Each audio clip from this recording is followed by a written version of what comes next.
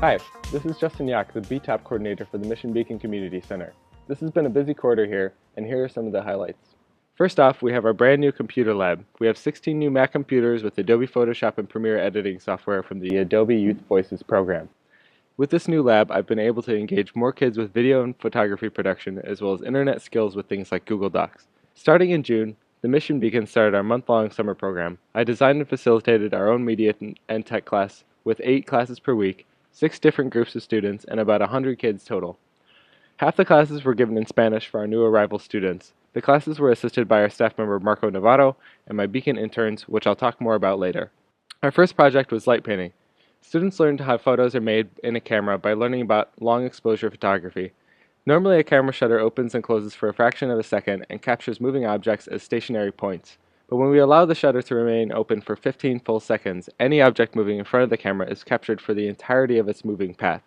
Lights, instead of appearing as stationary points, become paintbrushes because the lights leave trails of where they were. I feel this was the most effective class because it created many different ways for the students to be engaged. It had a kinetic aspect to it that many of the other exercises did not.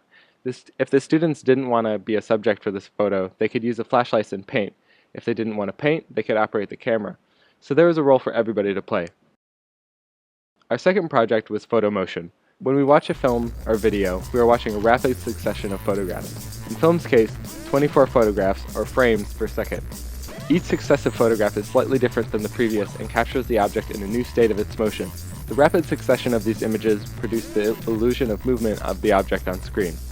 In our class, we shot photo motion projects where the students took photographs at a rate of 8 frames per second and their actors acted out a scenario in front of the camera. The photographs were placed into a sequence in Adobe Premiere and animated to give the illusion of movement. Our last project was green screening.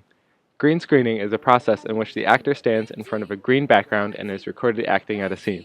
When the video is edited in post-production, the green color behind them is subtracted from the image, leaving an empty background that can be filled with any background they choose.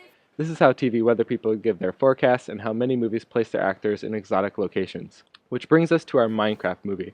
The Minecraft movie is a project that the Beacon Youth started during this school year, then lay dormant for a little while, and was then resurrected to completion by some really excited 7-year-olds in our program. Students took their favorite video game, Minecraft, designed their own script, built environments within the game for the characters to exist within, and built a trove of physical props modeled after the game to use in the film.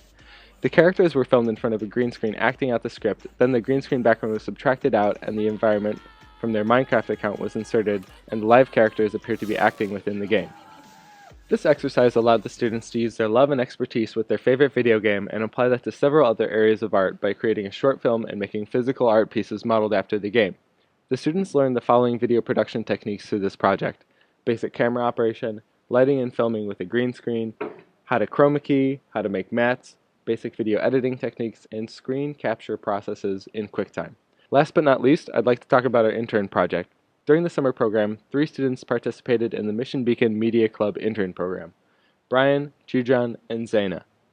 The students performed many roles in the intern program, including acting as teaching assistants for the Mission Beacon media classes, acting as primary student photographers for field trips and events, updating Mission Beacon social media websites with new material, and developing project ideas for the Mission Beacon media class.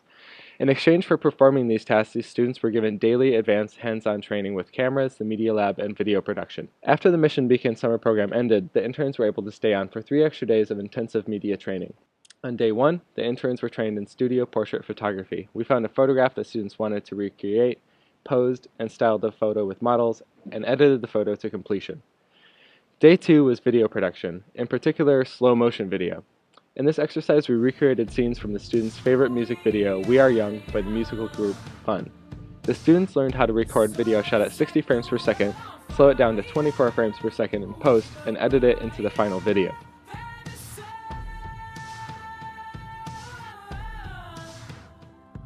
On our final day, the interns took a field trip to the Noisebridge hackerspace in the Mission, where they learned how to make simple robots called bristlebots out of LEDs, watch batteries, toothbrush heads, and vibrating pager motors.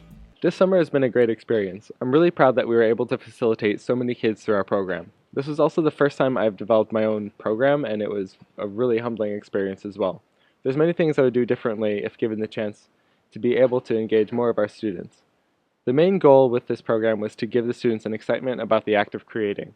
In addition to showing them how to take photos or videos, I wanted to give them alternative problem-solving solutions to apply to any area of creation. If the students feel excited about creating, then I feel I've met my goal.